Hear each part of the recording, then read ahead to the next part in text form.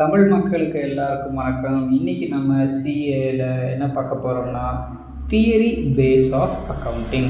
அதாவது அதில் என்னென்ன தியரி பேஸில் என்ன கேட்டகரிஸ் இருக்குதுன்னு பார்ப்போம். 3 தான். ஒன்று கான்செப்சுவல் ஃப்ரேம் ஒர்க்ஸ், என்னென்ன கான்செப்ட் இருக்குதுன்னு பார்ப்போம். 2வது காப், அதாவது ஜிஏஏபி. அது விரிவாக்கம் சொல்லணும்னா ஜென்ரலி அக்செப்டட் அக்கௌண்டிங் பிரின்சிபல்ஸ். இது எதுக்காக சொல்லுவாங்கன்னா, இப்போ நம்ம பொதுவான ஒரு ரூல்ஸ் இல்லாட்டி ஆளாளுக்கு ஒரு ரூல்ஸை ஃபாலோ பண்ணிக்கிட்டே இருப்போம். அப்போ நம்ம இங்கே அக்கௌண்டிங்லேருந்து நம்ம பார்க்கும்போது லாஸ்ட்டில் நம்ம ரிப்போர்ட்லாம் பார்க்கும்போது வேறு வேறு மாதிரி இருக்குது, டோட்டலாக வேறு மாடல் இருக்குது, வேறு ரூல்ஸ் யூஸ் பண்ணியிருக்காங்கன்னா கஷ்டமாக போயிடும். அதனால் எல்லாருமே சேர்ந்து ஒரு பொதுவாக ஜென்ரலாக அக்செப்ட் பண்ண அக்கௌண்டிங் பிரின்சிபல்ஸை யூஸ் பண்ணணும். அதுதான் காப், generally accepted accounting principles, GAAP, காப். அடுத்து அக்கௌண்டிங் ஸ்டாண்டர்ட்ஸ். இது பொதுவாக சொல்லப்படுற அக்கௌண்டிங் ரூல்ஸ் தான். ஒரு இன்ஸ்டிடியூஷனுக்கும் மாறும், ஒரு கண்ட்ரிக்கும் மாறும். நம்ம ஊரில் யூஸ் பண்ணுறது ஐஎன்டிஏஎஸ் அப்படின்னா India accounting standards frame work அப்படின்னு நம்ம சொல்லுவோம். அடுத்து இன்றைக்கி நம்ம புதுசாக என்ன லேர்ன் பண்ண போகிறோம்னா அக்ரூவல். இதுதான் நம்ம லேர்ன் பண்ண போகிறோம். அக்ரூவல்னு என்னென்னா, ஒரு எக்ஸாம்பிளோட சொல்கிறேன், ஈஸியாக இருக்கும். இப்போது நான் ஒரு கடைக்கு போய் 1 கிலோ அரிசி வாங்குகிறேன். அது நான் 100 ரூபான்னு வச்சுக்கிறேன். 1 கிலோ அரிசி வாங்கிட்டு அண்ணாச்சி காசை நான் அப்புறமேட்டு நாளைக்கு வந்து தரேன் அப்படின்னு நான் சொல்லிட்டு போயிடுவேன். இது அக்ரூவல் எக்ஸ்பெண்டிச்சரில் வரும். அதாவது என்னோடய கணக்கு புக்கில் நான் எக்ஸ்பெண்டிச்சர்னு எழுதிடுவேன், ஆனால் பணம் நான் கொடுத்துருக்க மாட்டேன். பணம் அதுக்கப்புறம் நாளைக்கோ அடுத்த மாதமோ நான் கொடுப்பேன். அடுத்த மாதம் நான் கொடுக்கும்போது மறுபடியும் என் கணக்கில் எக்ஸ்பெண்டிச்சர்னு எழுத மாட்டேன், ஏன்னா ஆல்ரெடி நான் எழுதியிருப்பேன். இது அக்ரூவல் எக்ஸ்பெண்டிச்சர். இப்போ வேறு ஒரு எக்ஸாம்பிளில் அக்ரூவல் இன்கம் பற்றி நம்ம பார்ப்போம். இப்போ வேறு ஏதாவது ஒரு எக்ஸாம்பிள் நம்ம எடுத்து பார்ப்போம். இப்போது நான் தான் கடைக்காரன்னு வச்சுக்கோம். அதே எக்ஸாம்பிளை கடைக்காரங்க பாயிண்ட் ஆஃப் வியூவில் பார்ப்போம். நான் கடை வச்சுருக்கேன். ஒரு ஆள் வந்து என்கிட்ட 1 கிலோ அரிசி 100 ரூபாய்க்கு வாங்குறாரு. 100 ரூபாய்க்கு வாங்கிட்டாரு.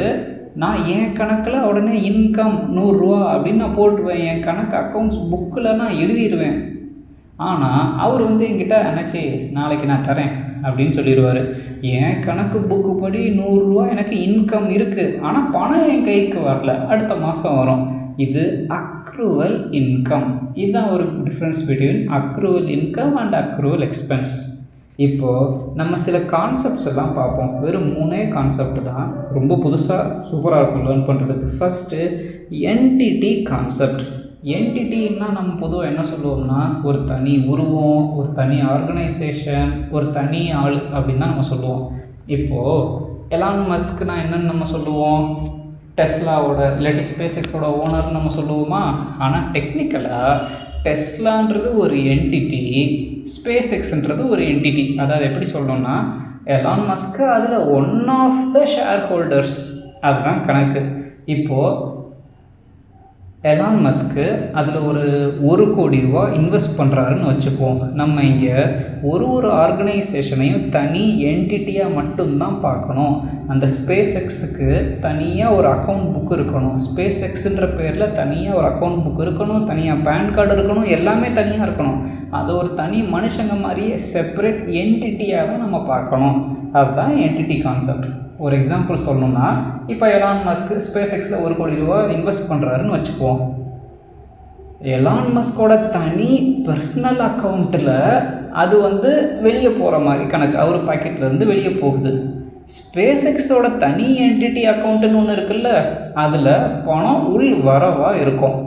இப்போ அடுத்து ஒன்று, எலான் மஸ்க் வந்து அந்த போட்ட 1 கோடி ரூபாலேருந்து ஒரு பாதி எடுத்து அவர் பர்சனலுக்கு செலவு பண்ணிட்டாருன்னு வச்சுக்குவோம். அந்த அக்கௌண்ட் புக்கில் பிஸ்னஸ் டிரான்சாக்ஷனில் அந்த இது வந்து பர்சனல் எக்ஸ்பென்சஸாக வராது. அதே எலான் மஸ்க் அந்த பணத்தை திரும்ப வெளியே எடுத்து அவர் பர்சனலுக்கு செலவு பண்ணுறாருன்னே வச்சுக்குவோம். இது ஸ்பேஸ் எக்ஸில் அது பிஸ்னஸ் அக்கௌண்ட்டாக மட்டும்தான் இருக்கும். எலான் மஸ்க்கு உள்ளே இன்வெஸ்ட் பண்ணியிருக்காரு 1 கோடி, அதில் பாதி 50 லட்சத்தை வெளியே எடுத்துட்டார் அப்படின்னா இன்வெஸ்ட்மெண்ட்டில் பாதி கழிச்சது, மீதி இன்வெஸ்ட்மெண்ட்டு 50 லட்சம் தான் இருக்குது அப்படின்னு கணக்கு பண்ணுவாங்க. ஸோ எல்லா ஆர்கனைசேஷனும் தனி என்டிட்டியாக தான் இருக்கணும் அப்படின்ட்டு ஒரு கான்செப்ட் இருக்குது. இப்போ எலான் மஸ்க் உள்ள பணம் போட்டிருக்காரா, அந்த போட்ட பணம் அவரை இன்வெஸ்டராக பார்ப்பாங்க. அதுக்கு பேர் ரிஸ்க் கேபிட்டல் அப்படின்னு சொல்லுவாங்க. ஏன்னா அவர் இன்வெஸ்ட் பண்ணியிருக்காரு, அதுக்கு அவருக்கு ஒரு பணம் கொடுக்கணும். ஏன்னா இன்வெஸ்டருக்கு திரும்ப ஒரு பணம் கொடுக்கணும் இல்லையா, ப்ராஃபிட் அவருக்கு கொடுக்கணும். அந்த இதுக்கு ப்ராஃபிட் அப்போர்ஷன்ட் அப்படின்னு சொல்லுவாங்க. புது வார்த்தை அப்போர்ஷன்ட் அப்படின்னா தனித்தனியாக பிரித்து வைக்கிறது, செக்மெண்ட்ஸாக இருக்கிறது, பிரித்து வைக்கிறது அப்போர்ஷன்ட் அப்படின்னு சொல்லுவாங்க. ப்ராஃபிட்டை ஒரு இன்வெஸ்டருக்கும் இவ்வளோ கொடுக்கணும், அவங்க போட்ட பணத்துக்கு ஏற்ற மாதிரி நம்ம ப்ராஃபிட்டை கொடுக்கணும் அப்படின்னு தனியாக பிரித்து வச்சுருப்பாங்க. இதுக்கு பேர் கரண்ட் லயபிலிட்டி. அடுத்து இன்னொரு கான்செப்ட் நம்ம ஒன்று பார்ப்போமா, மணி மெஷர்மெண்ட் கான்செப்ட். இது நம்ம எல்லாருக்குமே தெரிஞ்சது தான். எந்த ஒரு ஆர்கனைசேஷனாக இருந்தாலும் அதில் நம்ம அக்கௌண்ட்ஸ் புக் கீப்பிங்னு இருக்கும்போது பணத்தால் எதெல்லாம் நம்ம மெஷர் பண்ண முடியுமோ அதை மட்டும்தான் நம்ம எழுதுவோம். எக்ஸாம்பிள், ஒரு லேண்டு 1 கோடி வேல்யூ இருக்கா, நோட்டில் எழுது, போடு 1 கோடி. அடுத்து 50 லட்சத்துக்கு நான் ஒரு ஆடி கார் வாங்குறேன்னா போடு 50 லட்சம் எழுது. அடுத்து என் கம்பெனியில் 1000 பேர் வேலை பார்க்குறான்னா அவனெல்லாம் நான் எழுத முடியாது, 1000 பேர் என்னோட தூண்கள்ரா, சப்போர்ட்டர்ஸ்ரா இருக்காங்கடா அப்படின்னு சொன்னாலும் அதை அக்கௌண்ட் புக்கிலலாம் எழுத முடியாது.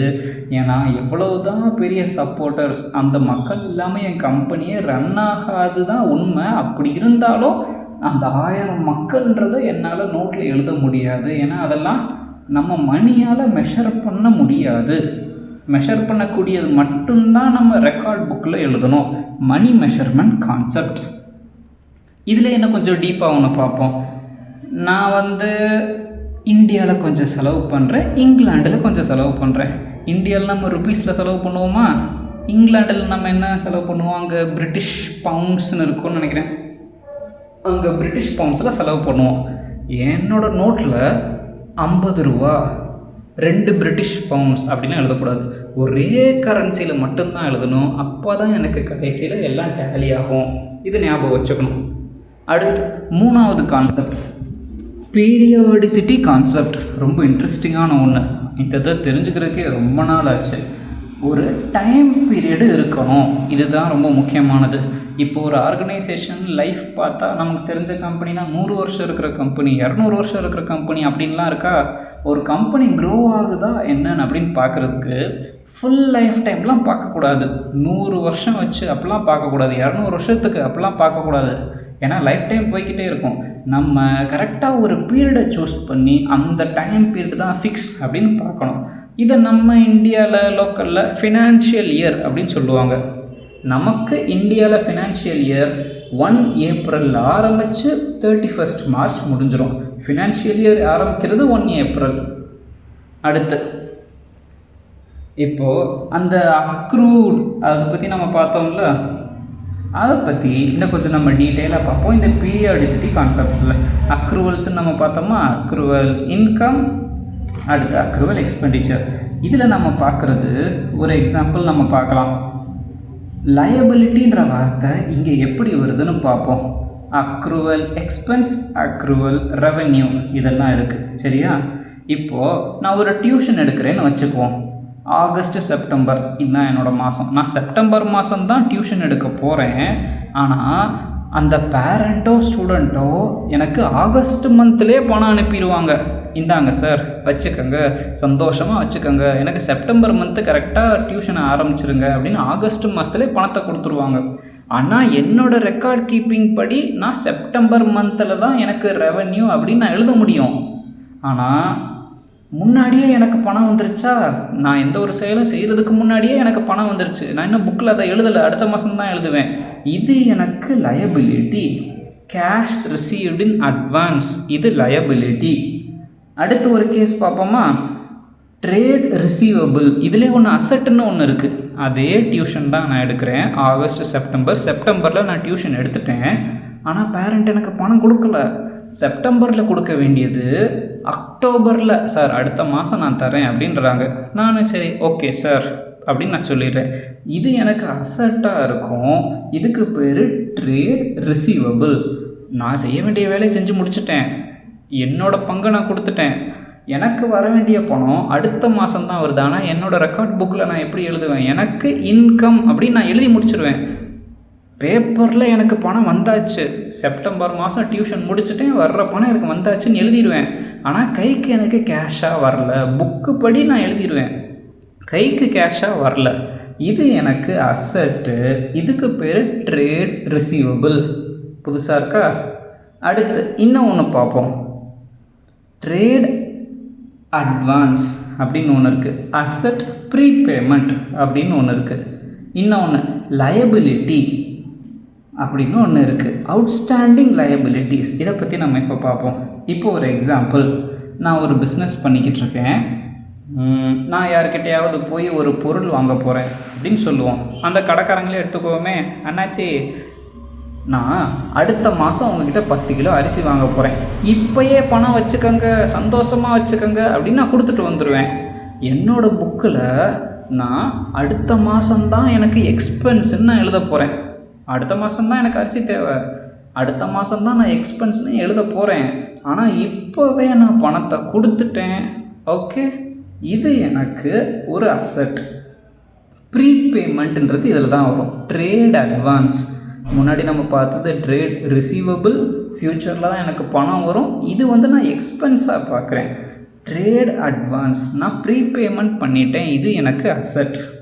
அடுத்து லயபிலிட்டின்னு ஒன்று பார்ப்போம். இதே கேஸ் அந்த கடையவே வச்சுக்கோமே, நான் அரிசி வாங்கிட்டேன், செப்டம்பர் மாதம் இந்த மாதத்துக்கு நான் அரிசி வாங்கிட்டேன். கடைக்காரனே நான் அடுத்த மாதம் உங்களுக்கு பணம் தர்றேன் அப்படின்னு நான் சொல்லிடுவேன். அவரும் ஓகேன்றுவார். ஆனால் என்னோடய புக்கில் எக்ஸ்பென்ஸ் அப்படின்னு நான் எழுதிடுவேன். ஆனால் பணத்தை நான் கொடுத்துருக்க மாட்டேன், கையில் கேஷ் ஃப்ளோ ஆகியிருக்காது, அவருக்கு நான் கேஷ் கொடுத்துருக்க மாட்டேன். இதை அவுட்ஸ்டாண்டிங் லயபிலிட்டி அப்படின்னு நம்ம சொல்லுவோம். புக்கில் எக்ஸ்பென்ஸ்னு எழுதியாச்சு, நான் கேஷாக கொடுத்துருக்க மாட்டோம், அடுத்த மாதம் தான் கொடுப்போம். அது அவுட்ஸ்டாண்டிங் லயபிலிட்டி.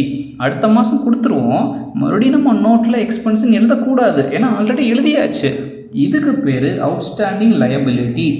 டேக்ஸ் பேயபிள்ன்ற வார்த்தை இங்கே தான் வரும். புதுசாக லேர்ன் பண்ணியிருப்பீங்கன்னு நினைக்கிறேன். All the best.